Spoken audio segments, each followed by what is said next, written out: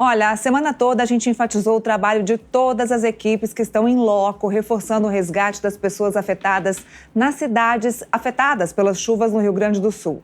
Para além das Forças Armadas, policiais e Defesa Civil, precisamos destacar a importância das decisões do governo federal e do estado. Além disso, decisões que passam pelo Congresso Nacional são fundamentais para lidar com a crise. Mas, acima disso, pensar na prevenção de catástrofes climáticas. Para discutir a importância de quem decide lembrar que estamos em ano eleitoral e lembrar que esse ano é um ano eleitoral, época de pensar na escolha dos representantes, eu vou conversar com a ambientalista Letícia Camargo. A gente vai iniciar, então, o nosso boletim hoje falando a respeito desse assunto. Letícia, me ouve? A gente já começa com ela. Oi, pessoal, bom dia. Oi, Letícia, muito boa tarde. Obrigada pela sua participação aqui no Boletim 2 com a gente. A gente vai, então, abrir o nosso boletim falando da importância das pessoas que nós escolhemos a partir do nosso voto para estarem aqui em Brasília e também nas prefeituras, os vereadores, e qual a importância dessas pessoas que são líderes para tomar decisões que têm relevância, principalmente nessa área ambiental. A gente que está falando bastante desse assunto nessa semana. Há muita gente que ainda não entendeu que a política tem a ver com as mudanças climáticas. Como é que você explicaria essa relação para essa parcela dos eleitores que ainda não consegue ver essa relação? Então, a gente avalia que essa conexão é um pouco difícil de ser feita porque você costuma falar sobre o meio ambiente e pensar nas florestas que estão tão distantes da nossa realidade urbana. Mas, na verdade, são as decisões políticas que estabelecem a eficiência ou não dos serviços básicos, como acesso à água e saneamento para a população. Então, são os tomadores de decisões políticas, os políticos, que influenciam na produção, na comercialização também de qualidade ou não do alimento que você vai consumir, que se ele vai vir envenenado ou não. A política que vai determinar também áreas que devem ou não ser preservadas para que a água chegue até a sua torneira, porque a água ela não nasce da torneira, ela nasce nas florestas, em áreas preservadas. É da mesma forma na política que os serviços de gestão de resíduos sólidos também são definidos, se eles vão acontecer ou não, para que esse lixo que a gente produz todos os dias saia da sua casa, saia das suas ruas, seja destinado ao local adequado, para o manejo, para que não fique nos poeiros que ficam nas enchentes depois. É a política que vai influenciar também diretamente na falta ou na eficiência para se evitar ou para se promover a ocupação de áreas de risco na cidade, em programas, por exemplo, que considerem as leis como o Código Florestal, que define as áreas de conservação permanente, que são as APPs, como áreas de margem de rios, topos de morro, costas de morros, enfim, são regiões que não são seguras para se habitar e que politicamente se deve definir habitação, programas que façam um controle ambiental como barreira para enchentes, por exemplo, em APPs. Então, evitar deslizamentos também. Então, todas essas questões são definidas pela política. Em maior escala, a gente tem que considerar também que é na política que se define as escolhas estratégicas entre se apoiar financeiramente ou não a exploração desenfreada da natureza, baseada no lucro, no enriquecimento de setores econômicos específicos, como a indústria, como o agronegócio, como a mineração, entre outros. E também, se você pode, politicamente, escolher o investimento em economias de baixo carbono, economias solidárias, sustentáveis, que considerem realidades locais, que priorizem o desenvolvimento territorial. Então, escolhendo politicamente plataformas eleitorais que defendem a primeira opção, a gente está incentivando o desmatamento, a gente está incentivando a contaminação das águas e do solo, a emissão de gases de efeito estufa, que vão agravar os eventos climáticos extremos. Então, em resumo, o calor insuportável que a gente está sentindo, com recordes de alta de temperatura a cada mês, a seca histórica que a gente viu na região norte do país no ano passado, e as chuvas que a gente vê agora no sul, são resultados também de escolhas políticas. Bom, você falou sobre administração local e representantes locais. É importante a gente destacar que não é só Brasília que comanda a política. É importante que prefeitos e vereadores que estão perto ali da população tomem essas providências. Como é que prefeitos e vereadores podem trabalhar políticas de prevenção às tragédias climáticas, já que eles estão na base da pirâmide do poder? Bom, fazer uso específico de instrumentos de planejamento urbano, como, por exemplo, o Código de Obras, o Plano Diretor, que tem que incluir planos de adaptação climática, o plano de saneamento, o zoneamento ecológico e econômico, que vai fazer o zoneamento de áreas que se pode ocupar, não se pode ocupar, se deve investir em retenção, detenção, armazenamento de água ou não.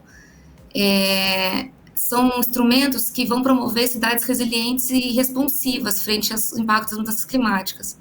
Nos municípios, mais especificamente em caso de enchentes, por exemplo, o principal seria o respeito às leis ambientais em áreas urbanas, como as áreas de APP que a gente já falou, que funcionam como barreiras para as enchentes, investimento em soluções tecnológicas urbanas, como, por exemplo, os pavimentos drenantes que absorvem a água da chuva, sistemas de drenagem eficientes, que muitas cidades não têm, isso é fundamental, sistemas de captação e reuso de água da chuva, que podem ser vinculados ao sistema normal de uso de água já que vem da CAESB, que vem das empresas que oferecem a água, que dão esse serviço. Se faz um sistema de captação da água da chuva junto com isso. Também tem como ter investimento e criação a parques lineares. Esses parques, eles se localizam nos entornos dos cursos d'água e eles evitam enchentes, eles retêm alagamentos. Também tem como você fazer reservatórios e bacias que vão trabalhar nesses momentos de grande chuva. Então, existem essas soluções tecnológicas e essas soluções de instrumentos de planejamento urbano. É interessante até a gente falar para quem está assistindo a gente quantas opções a Letícia falou aqui agora nessa entrevista até mesmo de ruas, de opções de captação de chuva, de opções de captação da água nas próprias calçadas, nas próprias ruas, que a gente pode cobrar as pessoas que vão ser eleitas esse ano como vereadores e prefeitos. Bom, agora falando sobre a tragédia do Rio Grande do Sul, o que essa tragédia lá no Rio Grande do Sul diz sobre a forma como o Brasil vem lidando com as mudanças climáticas e quanto isso tem a ver com os nossos governantes? Isso, infelizmente, tem tudo a ver com a forma política que se tem tratado as questões climáticas no Brasil, principalmente porque nós passamos pelos últimos 4 anos, de governo Bolsonaro, por um pleno desmonte de políticas da gestão ambiental pública no país. Foi uma passada da boiada, que foi sentida desde a paralisação de mecanismos de financiamento para uma agenda sustentável, como o Fundo Clima, o Fundo Amazônia, que foi paralisado.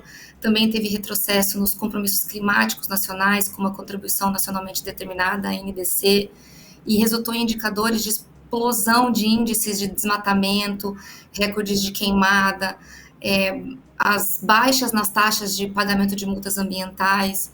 Então, assim, o governo ele mudou, mas assim, o compromisso do executivo com a pauta climática mudou agora? Mudou. Mas, infelizmente, o Congresso Nacional piorou e muito nesse aspecto.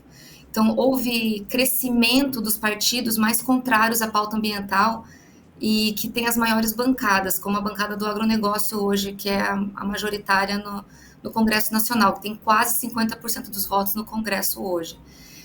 E, frente a esse cenário, ainda tem o problema de que desde o ano passado, 2023 agora para 2024, um montante de 25 projetos de lei e 3 emendas à Constituição que estão tramitando no Congresso com alta probabilidade de avanço imediato, que vão afetar ainda mais a crise climática no Brasil, muito mais. Então, assim, eu acho que esse ano de 2023 e 2024 vão ser lembrados, assim, historicamente pelos retrocessos ambientais que o Congresso tem promovido. Foi promulgada, por exemplo, a lei do marco temporal, foi promulgado a lei do pacote do veneno, foi aprovado na Câmara dos Deputados um projeto de lei, o 2510 de 2019, que aprova o desmatamento de APPs que a gente conversou até agora, que são estratégicas na contenção de enchentes, APPs urbanas, e ele foi apoiado, em sua grande maioria, por deputados do Rio Grande do Sul. Assim, eu até listei alguns exemplos aqui para não esquecer. Por exemplo, o Alceu Moreira, o Bibo Nunes, o Covatti Filho, o Giovanni Querini, o Marcel Van Hatten, o Marcelo Brum, entre vários outros. E esses mesmos deputados estão votando nesses projetos outros que eu comentei agora, favoráveis a eles. Então, eles se dizem agora muito tocados e muito preocupados com a tragédia no Rio Grande do Sul, mas na hora de votar em defesa de estratégia de preservação ambiental, eles não votam, eles votam com a bancada do agronegócio. Então, esse montes de projetos de lei estão sendo chamados de pacote da destruição, é um conjunto de propostas que, se aprovada, vão causar danos irreversíveis ao ecossistema brasileiro, aos povos tradicionais também, e à segurança de cada cidadão brasileiro. Então, resumindo, é dizer que a gente ainda está com muita ameaça no Congresso Nacional, a gente tem muita coisa para segurar, mas, por último, é importante dizer que o Brasil também peca, e muito, um erro que o atual governo está cometendo, é insistir na expansão da fronteira da exploração de petróleo e gás no território nacional, sabe? Então, um exemplo é a exploração de petróleo na margem equatorial do Foz do Amazonas. Quanto mais emissão de gases de efeito estufa a gente promover, mais queima de combustível fóssil, mais tragédia climática a gente vai ter, não tem para onde fugir. Esse, inclusive, foi um assunto que a gente tratou bastante aqui, Letícia. A gente até conversou com o presidente do ICMBio a respeito disso, teve essa discussão até com a Marina Silva no fim do ano passado a respeito dessa questão da exploração do petróleo lá na Foz do Amazonas, mas isso é uma pauta para um outro momento, mas claro que é muito importante. Voltando à pauta eleitoral, como é que esse tipo de evento climático, esse tipo de catástrofe como essa que aconteceu no Rio Grande do Sul, pode levar o eleitor a escolher, então, o seu candidato nas eleições municipais desse ano?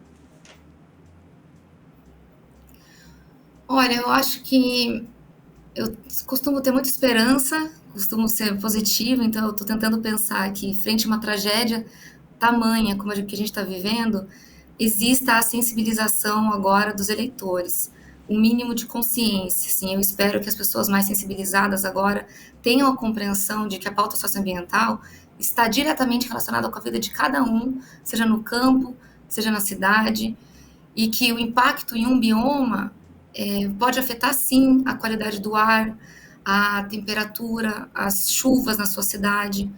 Então, eu espero que agora os eleitores entendam e priorizem políticos verdadeiramente comprometidos com a pauta climática e que, por exemplo, agora que vai ser votado no Senado o projeto de lei do licenciamento ambiental, que vai flexibilizar o licenciamento ambiental, vai trazer isenção para dezenas de empreendimentos, o licenciamento não vai mais ser necessário, é um exemplo você ver como é que os partidos estão votando nessa bomba ambiental que vai ser votada no Senado logo mais mesmo, assim. Então, se você acompanha o teu político, você tem que acompanhar como é que o partido dele está se comportando no Congresso também. Então, eu espero que priorize esses políticos que se posicionem com coerência e não só lamentem a tragédia agora, depois de votar de forma tão errada, né? Se posicionar de forma tão errada politicamente. Essa, inclusive, seria a minha próxima pergunta, né? Em que a gente deve ficar de olho, além das propostas de campanha dos eleitores, dos candidatos, para a gente votar agora nessa eleição municipal de 2024. Mas você acabou de falar, inclusive, nas propostas e discussões dos próprios partidos, né? Exatamente. Bom, é importante, então, aproveitar essa oportunidade para dizer para os eleitores que existem 4 siglas com parlamentares que votam contra a agenda socioambiental sempre. Principalmente o Partido Liberal, o PL, o Progressistas, o PP, o Republicanos, o União Brasil. Eles têm 48% dos votos na Câmara dos Deputados, são maioria e votam sempre contrários às pautas ambientais e socioambientais. Existe também, você pode também pesquisar como é que cada um votou no marco temporal, porque como eles votam no marco temporal define a forma que eles votam nas pautas estratégicas para as questões climáticas no Brasil. Teve também um levantamento que foi feito em 2022, que foi muito útil, que se chamou Ruralômetro, não sei se vocês já ouviram falar, dá para dar uma pesquisada no Ruralômetro, que foi uma pesquisa que mediu a atuação dos parlamentares em temas como meio ambiente, pautas indígenas, trabalhadores rurais, questões climáticas também. Quem ficou em primeiro lugar do partido mais coerente, que mais atua em defesa da causa do Congresso Nacional, nessa pauta, foi o PSOL. Maravilha, Letícia. A gente agradece muito sua participação aqui no Boletim. Obrigada mesmo por esclarecer aqui para quem vai votar. A gente aqui em Brasília não vota para prefeito e vereador nesse ano, mas o resto do país todo vota e é extremamente importante que todos saibam a que ficar atento. E essa tragédia, infelizmente, trouxe essa particularidade para a gente ficar de olho em quem votar agora em 2024. Muito obrigada. Eu que agradeço.